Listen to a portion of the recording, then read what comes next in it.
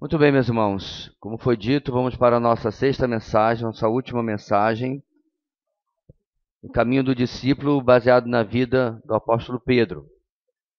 É onde nós paramos. Nós paramos com Pedro à beira do mar da Galileia, logo nos primeiros momentos depois da ressurreição. Pode-se acreditar, inclusive, que foi naquele próprio domingo ou algum dia brevemente depois, onde ele tem esse encontro com o Senhor, essa DR aí, e o Senhor restaura a vida de Pedro para que ele possa novamente ser útil no ministério, né?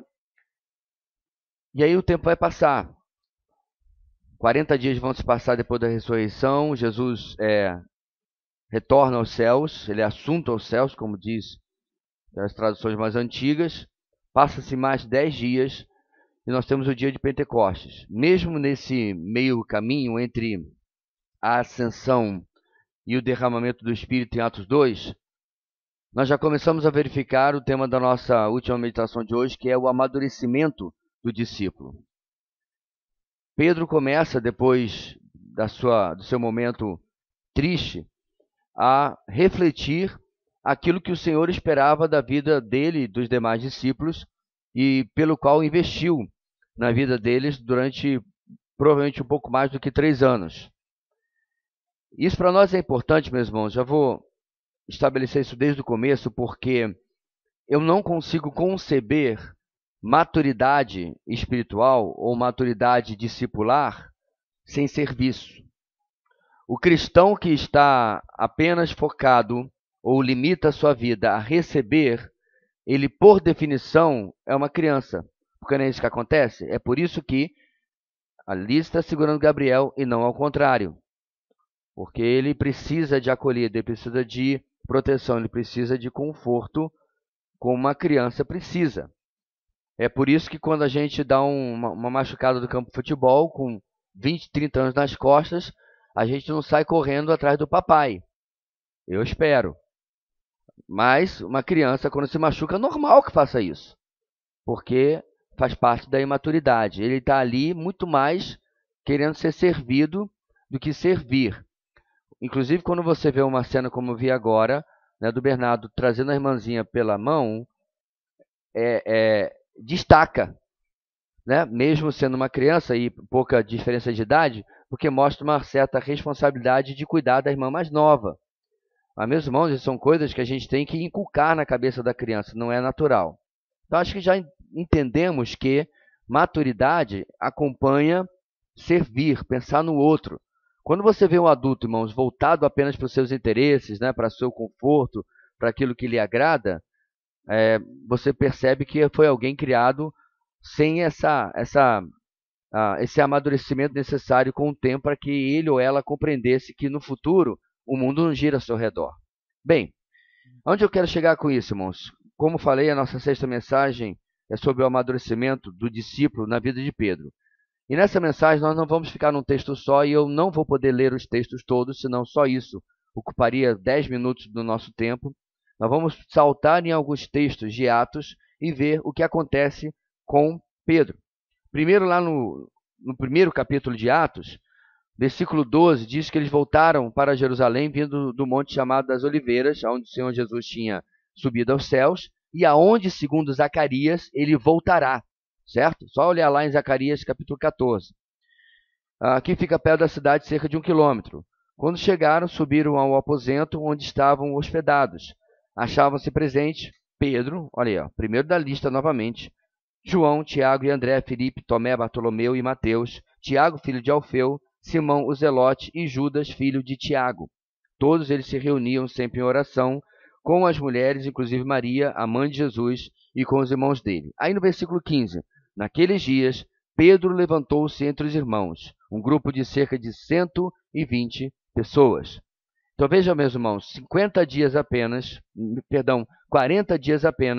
depois da conversa, até talvez um pouco menos, à beira do mar da Galileia, Pedro começa a experimentar os efeitos da restauração que o Senhor fez na sua vida e retoma a sua postura de compreender o seu papel dentro daquele contexto.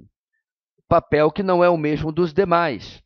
Mas o que você vai ver, para não ficar só em Pedro, na vida de todos os apóstolos, irmãos, é exatamente esse amadurecimento que coloca a sua vida em segundo plano e planeja a sua vida ao redor do propósito que Deus colocou para eles. Tanto que eu falei em uma das mensagens anteriores que todos, à exceção de João, morreram martirizados.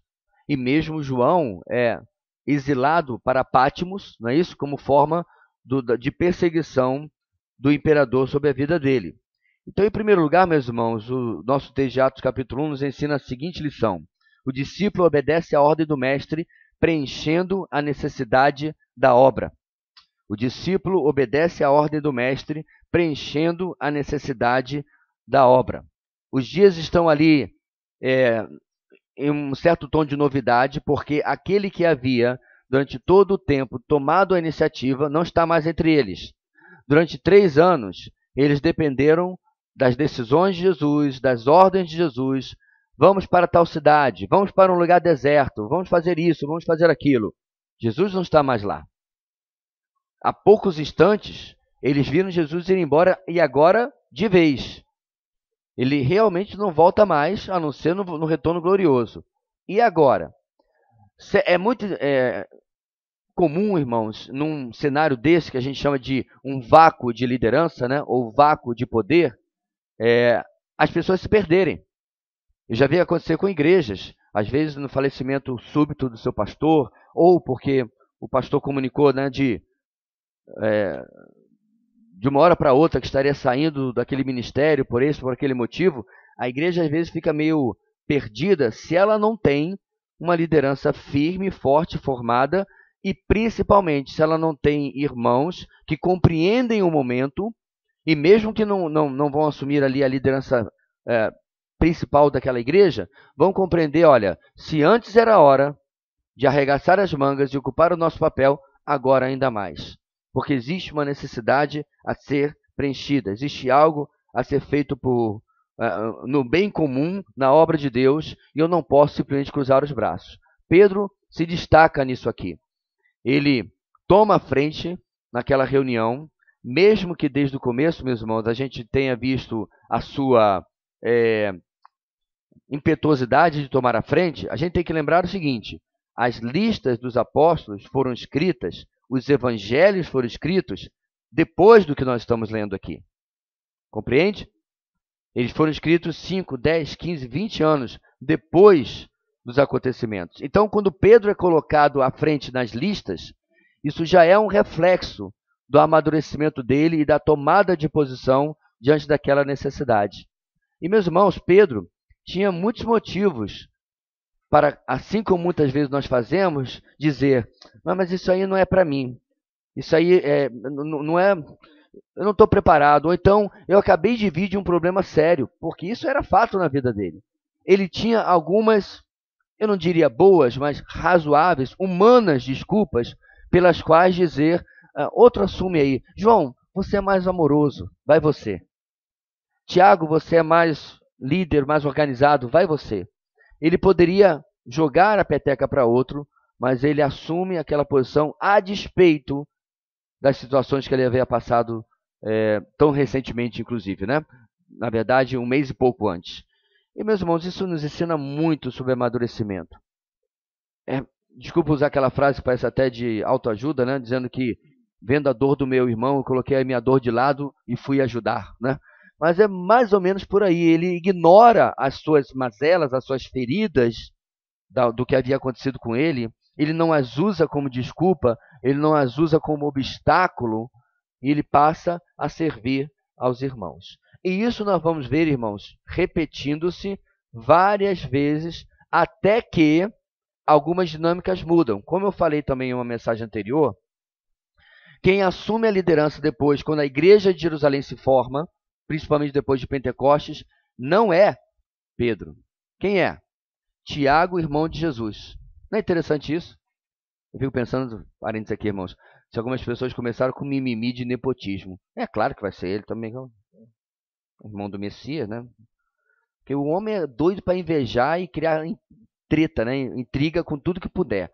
Mas o fato é que, quando você verifica, Tiago assume. Há uma liderança pluralizada, há um presbitério, mas Tiago está à frente da igreja de Jerusalém. Por quê, irmãos?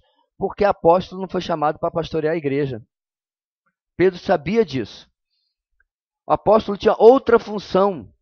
Em Efésios vai dizer que ele estabeleceu profetas, apóstolos, evangelistas, pastores, mestres. Tiago assume o papel de pastor-mestre da igreja de Jerusalém. Enquanto que Pedro segue a sua função, inclusive a sua missão, que era dada pelo Senhor de testemunhar a judeus e inicialmente também a gentios. A gente vai ver inclusive isso daqui a pouquinho.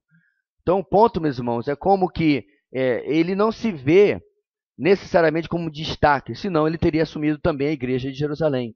Ele entende a sua função, mas, meus irmãos, as mangas de Pedro, por assim dizer, estão sempre arregaçadas. Querido irmão, eu confesso a você que eu tenho certa dificuldade de entender crente encostado. O crente que quer ser sempre a criança no colo, confortavelmente, né, acochada ali com a mãe, tão bonitinho e tal, ou é aquele sempre que está esperando, parece um passarinho no ninho, né? Já viu? Bico para cima, esperando, coloca uma minhoquinha aqui para mim, coloca um vermezinho aqui para mim, certo? Coloca mais um pouquinho aqui, ou não. Porque, meus irmãos, o crente que não serve, não serve. E eu aprendi isso de um dos homens mais ocupados que eu já conheci na minha vida, de maior responsabilidade sobre os seus ombros. E eu já contei essa história, mas talvez alguns não a conheçam. O Sr. Davi Cox, fundador do nosso seminário, nasceu, se eu não me engano, na Guatemala, quando os pais eram missionários lá. E depois dos Estados Unidos veio para cá, a convite do seu Haroldo Heimer, fundador da Palavra da Vida no Brasil, porque ele via a necessidade de treinar a juventude brasileira. Então, o Sr. Davi Cox começa o seminário, os anos vão passando. E eu confesso que quando eu cheguei lá, eu tinha dificuldade de saber se ele era, quando eu o conheci primeiramente, se ele era americano ou se ele era só um caipira. Porque ele se vestia de maneira muito simples. O sotaque dele, a princípio, parecia mais de um interiorano de São Paulo do que de um americano. Depois, com o tempo, eu consegui pegar. Mas o que mais me surpreendia, irmãos, eram as histórias que se sucediam. Para quem está perdido, sem saber de que eu estou falando, ele é avô do Davi Murk Jr., que pregou na nossa conferência 2 anos atrás, certo? Foi o último a pregar atrás daquela tela de vidro que a gente colocou lá na época do afastamento. Pois bem, e aí nós tivemos um evento chamado Dia da Igreja, onde as igrejas vinham conhecer o seminário. Aí nós tínhamos esportes, né, tinha competições, tinha uma explanação de que era o seminário. Era um meio de um seminário que estava muito isolado no interior de São Paulo, ainda está, atraísse as igrejas para poder conhecê-lo. E nesse momento, desculpe, engasguei. Nesse momento chegou alguém, né, talvez, eu não lembro bem se era alguém importante de alguma editora, de alguma organização cristã, chegou razoavelmente vestido formalmente e tal, e aí procurou informações. E aí chegou perto de um homem que estava cuidando do jardim, certo? Aliás, eu estou misturando as histórias porque são duas diferentes. Essa história não aconteceu no dia da igreja, mas esse homem chegou no seminário, estava procurando alguém que estava cuidando do jardim e perguntou para ele: boa tarde, tudo bem? Eu sou fulano, eu queria achar o diretor da escola, o seu Davi Cox. Aí o jardineiro tirou a luva e disse: boa tarde, pois não. No dia da igreja, a história foi outra. Havia lá um tipo de palanque para poder anunciar, né? Porque no dia era a corrida da multiplicação. Era uma corrida que nós fazíamos para levantar fundos para construções de prédios na igreja. E no dia da corrida da multiplicação, o pessoal estava lá no palanque fazendo os anúncios, né, e tal. As crianças iam correr primeiro, quem ia correr depois e tal. Aí você viu o seu Davi Cox fazendo sabe o quê? Colocando sinal para que as pessoas soubessem onde estacionar, colocando marcadores para saber aonde passar com os carros. E ele não criou essa frase, irmãos, que eu acabei de mencionar. Ele aprendeu de Howard Hendricks, professor dele no seminário de Dallas. O servo que não serve, não serve. Há muita coisa para fazer numa igreja, mas nem tudo são cargos. Pessoas que chegam novas precisam ser acolhidas. Quantas vezes nós já ouvimos histórias de pessoas que disseram: eu cheguei na igreja, mas tirando, às vezes nem ele, né, mas tirando o pastor e mais um outro irmão, ninguém veio falar comigo. ninguém veio me acolher. E a gente precisa prestar atenção nesse sentido de família também. O ponto aqui, meus irmãos, é como Pedro, como prova do seu amadurecimento, diante de uma necessidade premente de que o vácuo de liderança seja ocupado, ele lembra das palavras do Senhor: pastorei as minhas ovelhas. Eu não sei se o Senhor detalhou para ele o que isso significava nesses 40 dias que eles estavam juntos, né? Talvez de repente ele vou lá: Senhor, eu sei que o Senhor falou para mim, pastorei minhas ovelhas, cuido dos meus cordeiros e tal, mas o que exatamente o Senhor está querendo dizer? Não sei. O fato é de que, se instruído de maneira definitiva, detalhada ou não, Pedro cumpre aquilo que havia necessidade de ser feito e se posiciona dessa maneira. Portanto, irmãos, nós precisamos praticar o princípio de ver uma necessidade e preencher aquela necessidade, de nos voluntariarmos, de nos colocarmos à disposição. Às vezes são coisas mínimas, às vezes é alguma coisa fora do lugar que não é sua responsabilidade. Mas minha mãe dizia o seguinte: quando tinha uma coisa no chão de casa, a gente passava direto para ele e falava assim: ó, pode pegar que a mão não vai cair não. Esse é o estilo da dona Eunice. Ou seja, você vê aquilo precisando que você participe, que você faça alguma coisa, você faz, você participa, você preenche. Mas aí, vamos passar o resto dos 10 dias depois da ascensão de Jesus e chega o dia de Pentecostes, certo? 50 dias depois da Páscoa, por isso o nome, Pentecostes. E ali, meus irmãos, não tem condição nós lermos o texto todo, mas eu vou ler só o começo. Pedro levantou-se com os 11 e, em alta voz, dirigiu-se à multidão: homens da Judéia e todos que vivem em Jerusalém, deixe-me explicar-lhes isto. Ouçam com atenção. Estes homens não estão bêbados, como vocês supõem. Ainda são 9 horas da manhã. Ao contrário, isto é o que foi predito pelo profeta Joel. E aí Pedro continua. Nos últimos dias, ele começa a explicar, e aí ele une isso com a pessoa de Jesus. Ele prega o evangelho ali, diante daquela multidão, que apenas 50 dias antes, parte dela disse o quê? Crucificam. Parte dela pediu a morte de Jesus.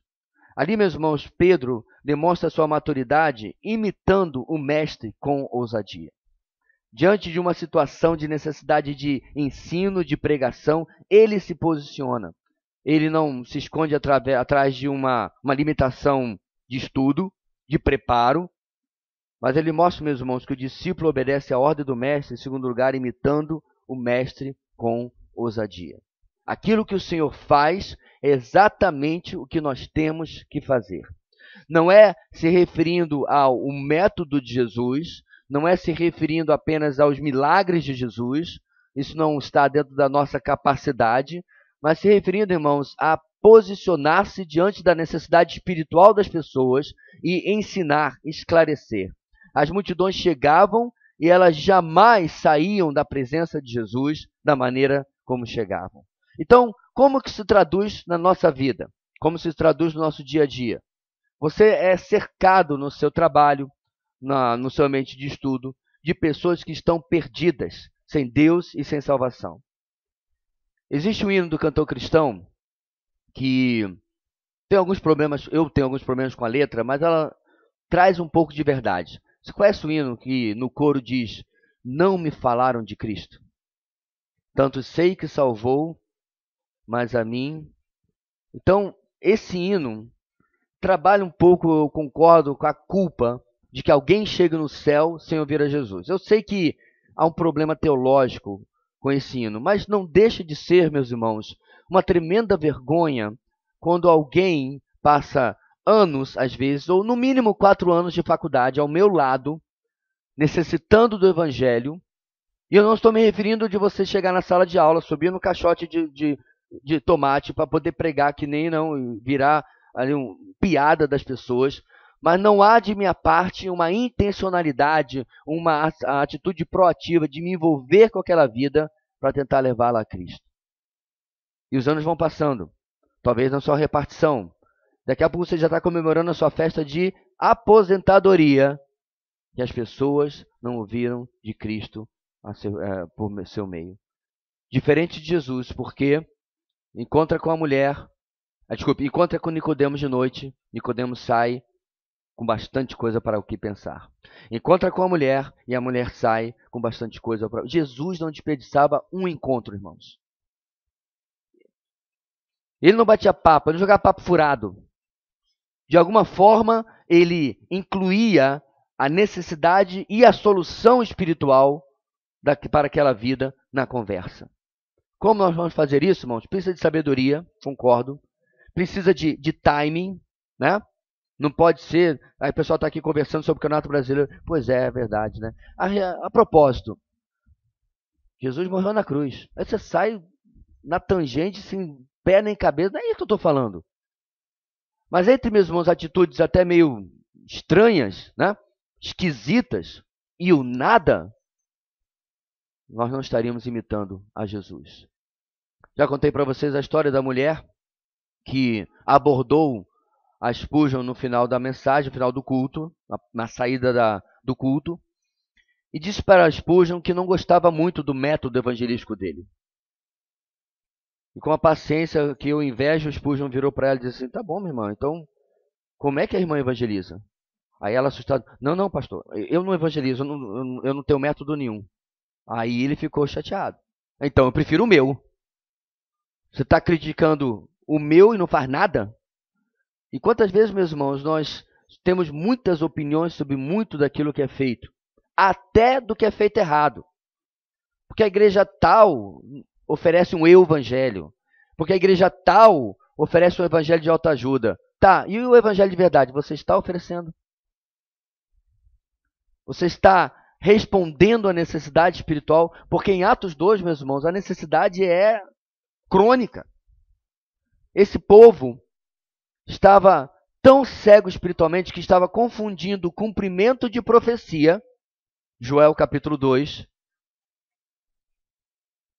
com as pessoas estarem bêbadas. Porque eles começaram a ver elas pregando as grandezas de Deus, o texto diz, em diversos idiomas. Daqui a pouco você estava, os companheiros de viagem que vieram com você, ouvindo o evangelho através de pessoas que muito provavelmente não sabiam falar aquelas línguas, eram galileus em sua grande maioria, muito mal e porcamente falavam o aramaico, o hebraico e o grego, só. Mas não falavam essas inúmeras línguas que Atos 2 lista logo antes do versículo que nós começamos a ler. E aí, em lugar, meus irmãos, de ter uma atitude negativa, em lugar de ver, está aí a perseguição mesmo, não. Eles compreendem, Pedro particularmente, que era uma multidão cega espiritualmente e se engajam ali para explicar a eles. Eu percebi isso muitas vezes, irmãos, nas redes sociais. Às vezes, algumas pessoas fazem observações ferinas sobre a fé cristã. E alguns irmãos, algumas pessoas respondem, como a gente diz por aí, com fígado. Respondem na mesma moeda, igualmente de maneira ferina. Certa vez eu tentei um método diferente porque eu lembrei da passagem de Provérbios que diz que a palavra branda desvia o furor, não é isso? E aí eu, contra a minha própria natureza, fui respondendo tranquilamente, todo o tempo. Ele com o chamado ataque ad hominem, que a gente chama, né? Atacando a pessoa e não discutindo ideias. E aí eu fui respondendo, até que ele desistiu. Logo depois uma pessoa chegou e disse assim: eu quero dar parabéns à civilidade do debate aqui presente, pelo menos de uma das partes. Ou seja, irmãos, o testemunho fica. E diante dessa situação, de uma acusação, inclusive, bastante leviana, quem quer ser acusado de estar bêbado? Olha esses bêbados aí. E alguém poderia completar, e são todos seguidores daquele cara que foi lá crucificado. Pedro se levanta, fala com tranquilidade, com graça, mas também com firmeza. Se você ler o resto do texto, ele vai conclamar o povo ao arrependimento. Arrependam-se, para que venha o tempo do refrigério do Senhor, da graça do Senhor sobre a vida de vocês. Ele vai conclamar o povo a ter uma postura diferente e possa se voltar para o Senhor. Portanto, irmãos, precisamos ter esta mesma ousadia, imitando o Senhor e preenchendo a necessidade espiritual das pessoas ao nosso redor. Bem, os dias vão se passar e outras possibilidades de ministério vão acontecer. Entre elas, a cura do coxo que sentava à beira ou à frente da porta estreita. Desculpa, porta direita. E você conhece a história. Pedro e João estavam indo orar e eles dizem para aquele homem: não tenho prata nem ouro, mas o que eu tenho eu lhe dou. Em nome de Jesus de Nazaré, levanta e anda. Correto? E aí ele entra no templo de Jerusalém ao lado de Pedro e João, saltitando. Pedro e João começam a pregar no pátio do templo, onde Jesus tantas vezes ensinou. Só que aí, meus irmãos, a coisa começa a dar ruim. No capítulo 4, enquanto Pedro e João falavam ao povo, chegaram os sacerdotes, o capitão da guarda do templo e os saduceus. Eles estavam muito perturbados porque os apóstolos estavam ensinando o povo e proclamando em Jesus a ressurreição dos mortos. Eles agarram Pedro e João e, como já estava anoitecendo, os colocaram na prisão até o dia seguinte. E aí, meus irmãos, o número sobe para 5.000 homens, juntando com aqueles que haviam se convertido em Atos capítulo 2. Ou seja, em poucos dias, você já tem uma mega igreja. Quem foi o pessoal que disse que eu não queria congregar numa igreja grande? Você não podia participar da primeira batista de Jerusalém, irmãos. Tô brincando, tá? Não era batista, não. Era assim? Ainda tem que acrescentar. Primeira batista reformada de Jerusalém. 1.500 anos antes da reforma, tudo bem. Bem, o ponto aqui, meus irmãos, é que eles começam a experimentar a oposição diante daquilo que estavam fazendo. E eles não vão ser levados diante de qualquer pessoa, eles vão ser levados diante das mesmas pessoas que de forma traiçoeira julgaram a Jesus 50 e tantos, 2 meses, alguns meses antes. A coisa está muito nova, a coisa está muito fresca. A tinta nem secou. Nós poderíamos dizer que o sangue de Jesus não tinha nem secado naquela cruz direito. E diante desses homens, meus irmãos, eles não se amedrontam, eles não param, eles não deixam. Muito pelo contrário, o discípulo obedece à ordem do mestre enfrentando oposições. Terceira lição. Parte do amadurecimento, meus irmãos, é de que agora Pedro, João e os demais apóstolos vão provar isso, e a igreja de Jerusalém vai mostrar isso em sua enorme maioria. Eles estão dispostos a morrer de verdade por aquilo que creem e aquilo que pregam. Aliás, meus irmãos, quando nós vimos sobre sola escritura, essa foi uma das coisas que eu destaquei, lembra? O que comprova a mensagem que é registrada no Novo Testamento? Porque pessoas morreram por ela. É mais fácil uma pessoa recuar diante da pressão quando ela está defendendo uma mentira. Mas pessoas, em épocas diferentes, em lugares geográficos diferentes, estavam dispostos a pagar com a própria vida do que voltar atrás e negar a Jesus, e negar o Evangelho e negar a fé cristã. E aqui estão alguns desses homens. Porque diante, meus irmãos, da oposição que eles estão vendo, eles são perguntados: com que poder ou em nome de quem vocês fizeram isso? E aí Pedro, cheio do Espírito Santo, responde: autoridades e líderes do povo, visto que hoje somos chamados para prestar contas de um ato de bondade em favor de um aleijado, sendo interrogados acerca de como ele foi curado, saibam os senhores e todo o povo de Israel que por meio do nome de Jesus Cristo, o Nazareno, a quem os senhores crucificaram, mas a quem Deus ressuscitou dos mortos, este homem está aí curado diante dos senhores. Ele continua, meus irmãos, e no versículo 13, vendo a coragem de Pedro e de João, e percebendo que eram homens comuns e sem instrução, ficaram admirados e reconheceram que eles haviam estado com Jesus.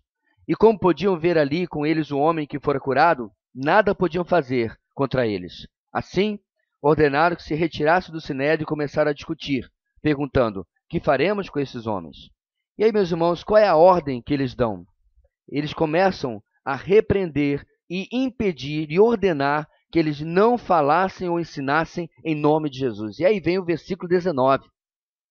Mas Pedro e João, e conhecendo, meus irmãos, o histórico que nós vimos até agora, eu acredito que Lucas está aqui sendo generoso, de certa forma, com João, dando a ele uma carona.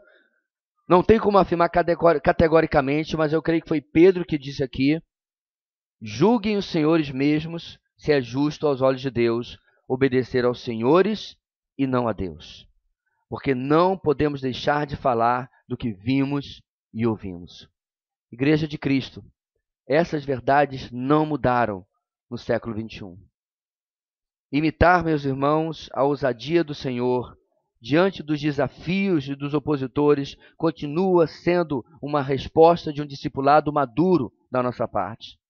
Nós discutimos hoje porque, por Jesuicidência, nós falávamos sobre perseguição hoje no nosso devocional. E nós falávamos, meus irmãos, como que no mundo ocidental, pelo menos, Satanás tem usado de artimanhas mais sutis para fechar o cerco ao nosso redor. Nós falávamos do irmão lá nos Estados Unidos que perdeu, ou pode até perder o seu negócio, porque está sendo processado mais uma vez por não querer prestar serviço, ele é confeiteiro, para um evento, para um acontecimento progressista. Se eu não me engano, é alguém que vai comemorar a mudança de sexo. Ele respeitosamente declinou do pedido e está sendo processado por causa disso. Então perceba, meus irmãos, nós vemos uma sociedade que eu acho muito, muito difícil. Que se porventura esse mesmo confeiteiro fosse muçulmano, ele seria tratado dessa maneira. Eu não estou sendo exagerado, essa é a realidade que nós estamos vivendo. Determinadas crenças estão blindadas à crítica e ao escrutínio público, menos a fé cristã. Eu fiz um teste certa feita. Peguei porque foi a época em que o nosso ex-presidente foi na ONU e fez uma declaração sobre a cristofobia, sobre a perseguição de cristãos. E a esquerda brasileira começou a ridicularizá-lo. E aí eu peguei uma reportagem que mostrava o nível de perseguição a cristãos no mundo e coloquei em um grupo de acadêmicos da Universidade Federal. Eu já fui acadêmico da Universidade Federal, então eu posso participar, eu não sou nenhum intruso, não estou ali como é que chama? Penetra, não estou ali de penetra, certo? E coloquei lá, os irmãos tinham que ler os comentários. Que a reportagem era falsificada. E alguns disseram, torturaram e perseguiram o mundo durante séculos e agora querem se fazer de vítima. Não teve um, a não ser evangélico, que comentasse alguma coisa dizendo, não, realmente, porque fatos não importam nos nossos dias. Você lê um fato, você chama isso aqui de vermelho, mas logo alguém já vai vir e diz, não, mas é róseo. Até porque está desbotado, mas é vermelho. É que foi pintado há tanto tempo que já desbotou e já não está tão vermelho assim. Ou como dizia Chesterton, para ser mais claro, chegamos aos dias onde temos que provar para as pessoas que a grama é verde. E o post ficou lá, meus irmãos, sendo vilipendiado vez após vez. E, inclusive, algumas vezes eu perguntei, mas você pelo menos clicou para ver os números, para ver as estatísticas, para ver as notícias? Alguns tentaram jogar fumaça na coisa, dizendo que eu estava falando de uma realidade no Brasil que não existia. Eu falei, mas se você clicar lá, não tem nada sobre o Brasil. E o que o nosso presidente, na época, falou, não foi sobre o Brasil. Foi sobre o mundo. E vocês estão negando um fato registrado, que inclusive havia na reportagem fontes da Reuters, que é uma das agências de notícias mais respeitadas do mundo, sobre como aquilo realmente acontecia, como, por exemplo, o sequestro de 200 meninas cristãs pelo Boko Haram na Nigéria. Já há quase 10 anos essas meninas foram, eu acredito. Barack Obama era presidente, até a primeira-dama dos Estados Unidos se pronunciou também. O ponto é, meus irmãos, o mundo vai fazer vistas grossas daquilo que aconteceu conosco. E quando acontecer no Brasil, no meio da sutileza que está sendo colocada das leis, eles vão dizer, mas é porque vocês foram intolerantes. É porque vocês fizeram discurso de ódio. O mundo não vai vir ao nosso socorro. O mundo não vai vir em nossa defesa. Mas ainda assim, nós somos chamados a não nos calar diante daquilo que temos visto e ouvido. Agora, acho que aqui cabe um parênteses, meus irmãos. que muito daquilo que aconteceu, particularmente nesses últimos 2 anos, não é perseguição, mas é porque, infelizmente, uma parcela da igreja se posicionou de uma maneira equivocada, misturando fé com política de uma maneira que foi vergonhoso. Nós passamos 2, 3 anos com profetada para tudo quanto é lado. Eu acredito que no plano maior de Deus, o resultado da última eleição foi o que foi para desmascarar falsos profetas. Pessoas que confundiram o sobrenome de uma pessoa com uma suposta função na nossa nação. Acharam que Messias é ser Messias de verdade. Meu ponto aqui, meu irmão, não é contra o candidato A, B ou C, mas como se misturou as coisas e os evangélicos foram, em grande parte, responsáveis por isso. Infelizmente. Então não é esse tipo de perseguição, porque eu vi o pessoal falando aí na rede social também.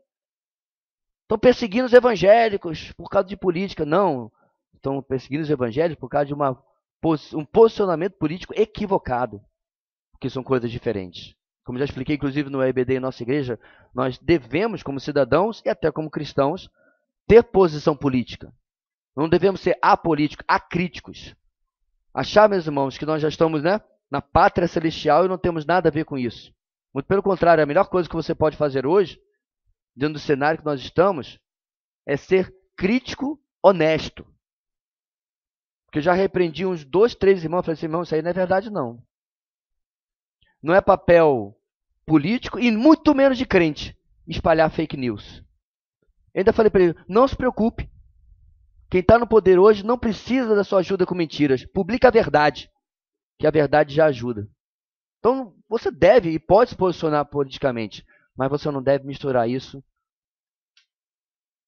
com algum tipo de doutrina inventado, que nem é realmente doutrina bíblica. Eu queria deixar esse parênteses, irmãos, porque é importante, porque é similar àquela pessoa que diz, irmãos, eu quero pedir oração porque estou sendo perseguido no meu trabalho, eu não posso pregar o evangelho. E a gente já sente aqui, fica afiando as facas para guerra santa e tal. O irmão continua explicando, pois é, eu estava lá na linha de produção, pregando o evangelho, várias pessoas querendo me ouvir, e aí os ingredientes passavam, se acumulavam, a máquina quebrou, explodiu tudo, e as pessoas disseram que foi minha culpa, só porque eu não fiz a minha tarefa, e foi sua culpa sim. Porque em vez de trabalhar, você estava pregando. Então não está sendo perseguido não, você é incompetente, mau funcionário, que está usando o tempo que você é pago para trabalhar para fazer outra coisa. Então, nota a diferença, mas isso não é perseguição. Essa pessoa ia ser demitida mesmo que ela tivesse parado para fazer as unhas. Pouco importa, ela não estava fazendo aquilo que ela foi paga para fazer. Agora nós temos outros momentos. Outro dia um irmão compartilhou comigo que ele estava aproveitando os momentos de almoço, são 2 horas, Alguns preferiam dormir, iam para o estoque ali da loja, dormir. E um percebeu que ele almoçava, tirava um soninho de uns 15 minutos, ainda tem 1 hora e blau, ele começava a ler sua Bíblia. E chegou outro. Ele compartilhou que em pouco tempo ele tinha 8 colegas que aguardavam o momento do almoço para poder participar daquele culto dele. Pronto. O tempo é seu. Se você se pendurar no teto como um morcego, faça. Você faz o que você quiser. Aquele momento é seu. E aí você não vai ser perseguido, porque você não está usando o tempo do patrão com desculpa de suposta santidade, Mas, meus irmãos, além disso, Pedro tem uma última lição para nos ensinar hoje. E essa lição é nos textos mais maravilhosos. Eu não posso lê-lo, ele tem 48 versículos do capítulo 10. Então, o que acontece em Atos capítulo 10? Pedro está à beira do mar, na casa de Simão, o curtidor. E aí ele tem uma visão, lembra? Desce um lençol do céu com todo tipo de animal. Tinha picanha de tudo quanto é jeito ali. E aí veio uma voz do céu dizendo, Pedro, mata e come. Só que é um probleminha. No meio tinha todo tipo de animal puro, mas também animal impuro. E aí Pedro, achando que estava fazendo a coisa certa, dizendo, Senhor, de maneira nenhuma, jamais eu coloquei na minha boca nenhum alimento impuro. Tá certo? Ele é judeu. Respondeu direitinho. Mas aí o Senhor responde, não chames de impuro aquilo que eu purifiquei. A lição do Senhor não era exatamente sobre culinária, não era sobre dieta. Era sobre o quê, meus irmãos? Logo depois, chegam dois emissários da parte de um romano chamado Cornélio. E eles pedem a Pedro que venha com ele. Pedro já é avisado que vá com eles. Eles vão até a casa de Cornélio. E ali Pedro, meus irmãos, é confrontado com a sua raiz, com a sua cultura, com as suas restrições, com seus métodos, com o seu jeito de fazer as coisas. E sabe, meus irmãos, com o passar do tempo a gente se acostuma a fazer as coisas de determinada forma e às vezes até acha que está fazendo certo e que Deus está se agradando. Porque eu passei por isso. Então a última lição que ele nos ensina é a seguinte, irmãos: o discípulo obedece à ordem do mestre revendo limites equivocados, ou revendo padrões equivocados, poderíamos colocar, revendo meios equivocados. Porque para Pedro, até mesmo estar junto ali com aqueles gentios, já era empecilho, já era problema. E ele sabia que aquela permissão que ele estava se dando por causa da visão que ele havia recebido, ia ter repercussões. É por isso, irmãos, que nós falamos mais cedo, que Pedro foi o apóstolo aos judeus, mas também aos gentios, porque é ele que começa as coisas. No meio desse caminho, Paulo ainda está se convertendo, lembra? No capítulo anterior. Paulo ainda está sendo preparado. Pedro é que prepara a igreja em Jerusalém, quando chega essa notícia lá, de que agora o Senhor tinha novamente reforçado de que o evangelho era para todo mundo e não apenas para os judeus. Sabe por quê, meus irmãos? Durante quase uma década, a igreja ficou dentro de Jerusalém, pregando para judeus e, no máximo, para prosélitos, gentios que haviam se convertido ao judaísmo, e excluindo todo aquele que não seguia o judaísmo de ouvir a fé cristã. E aí ele tem que rever, meus irmãos. E mais à frente, diante disso tudo que o Senhor vai trazer para ele, Pedro vai dizer o seguinte, versículo 34. Então Pedro começou a falar: agora percebo verdadeiramente que Deus não trata as pessoas com parcialidade, mas de todas as nações aceita todo aquele que o teme e faz o que é justo. Então perceba, meus irmãos, Pedro teve que mudar, depois de bastante tempo já, a sua forma de ver o seu próprio ministério e a forma de ver o reino de Deus. Quando é que isso acontece na nossa vida, meus irmãos? Quando nós percebemos que talvez o que estamos fazendo não é aquilo que Deus deseja que nós façamos. Ou como estamos fazendo, não é aquilo que Deus quer que façamos. E precisamos voltar, rever talvez o nosso coração, talvez aquilo que entendemos, e não deixar de enfrentar um novo desafio só porque aquilo que está fora daquilo que eu acredito que eu deveria fazer. Deus tem muitas vezes, irmãos, desafios novos em momentos novos da nossa vida. Nós temos que mudar a nossa estratégia, temos que mudar aquilo que fazemos. Aquilo que fazemos quando éramos mais novos, agora temos a oportunidade de fazer outra coisa. Eu acho difícil, irmãos, que eu acharia que eu estava fazendo o que estou fazendo depois de 50 anos, quando eu tinha 20. Talvez eu tinha, inclusive, um projeto de fazer algumas coisas, e hoje eu vejo que eu não tenho mais a energia, não tenho mais a condição física de fazer. Mas aí Deus mostra outras coisas que eu poderia fazer. De uma maneira ou de outra, irmãos, a nossa lição principal nessa última mensagem é como que Pedro, ele não é mais o turrão, o teimoso, como ele era antes. A maturidade dele se mostra onde ele é mais maleável para poder se adequar às necessidades e às mudanças na vida cristã, particularmente no ministério. Eu me lembro de um casal de muitos anos atrás que se aposentaram um próximo ao outro, passaram algum tempo e finalmente perceberam que a aposentadoria é muito boa, mas passar o dia inteiro cuidando do seu jardim, ou arranjando alguma coisa para fazer com os netos, ou enfim. E eles resolveram se mudar para Santa Catarina. Para quem não sabe, irmão, Santa Catarina é um dos estados menos evangelizados da federação. Eles pesquisaram no site da Junta de Missões Nacionais se havia missionário lá, e havia. Entraram em contato e se mudaram, a princípio, com um compromisso de 3 anos de morar na cidade e apoiar o trabalho de implantação de igreja ali naquele lugar. O ponto aqui, meus irmãos, é que há estações na nossa vida. Há momentos diferentes. Mas nós não podemos e não temos como usar esses momentos diferentes como desculpa para não servir a Deus de alguma maneira.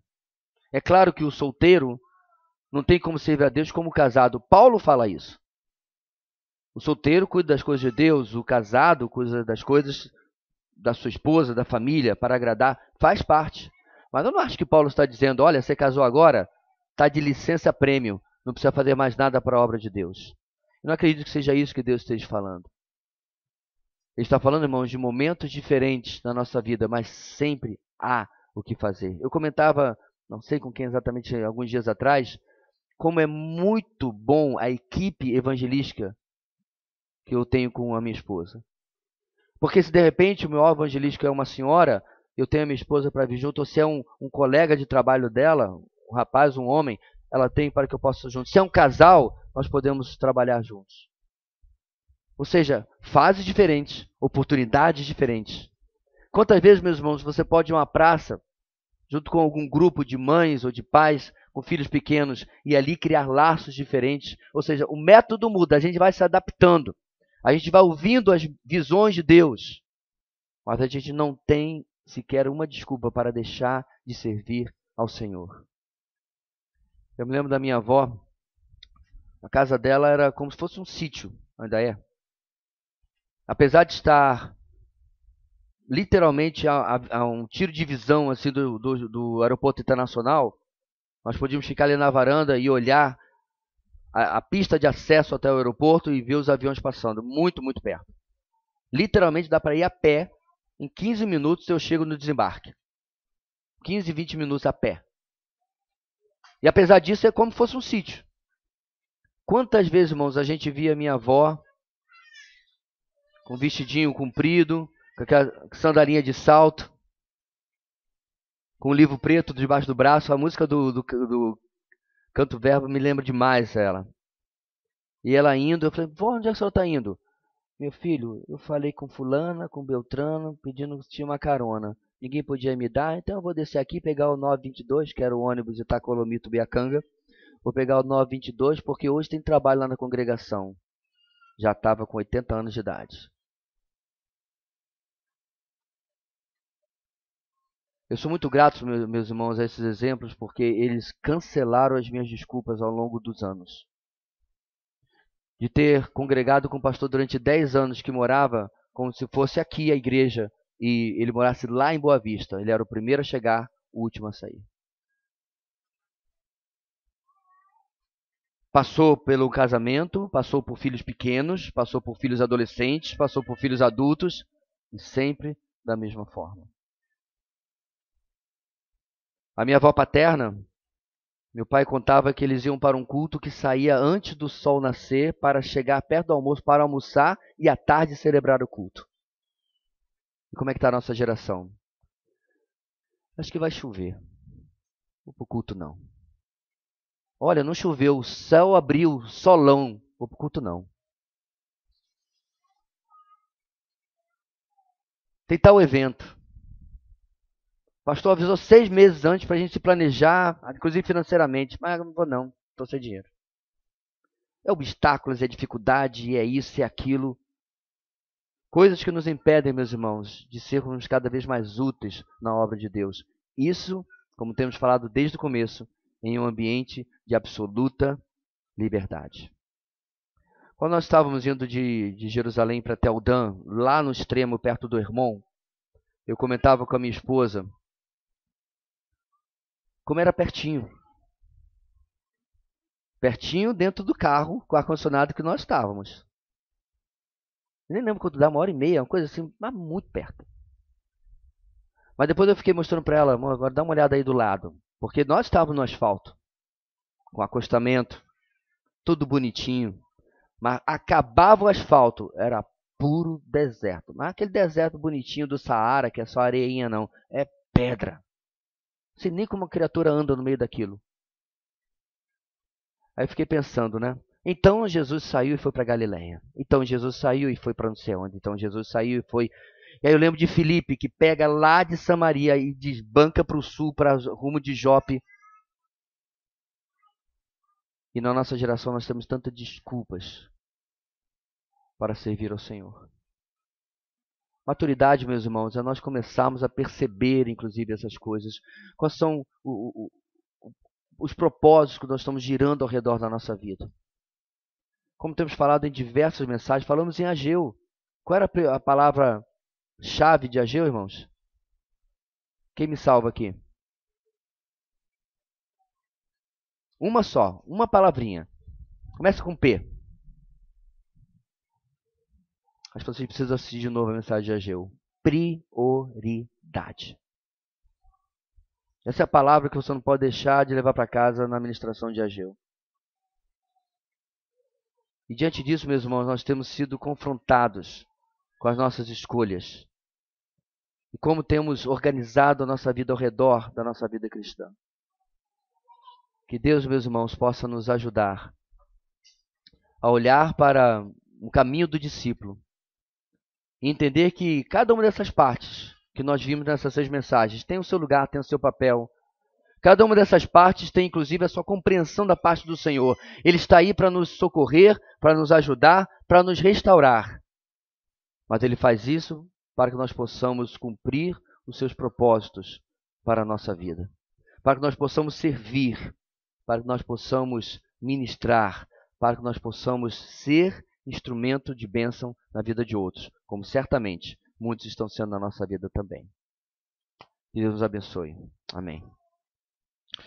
Deus querido, obrigado por este passeio, ó Deus, breve que nós fizemos na vida do teu servo. Obrigado, ó Deus, que possamos prestar atenção se nós estamos em franco crescimento, rumo a uma maturidade, ou se estamos parados, se nós estamos, ó Deus, inertes.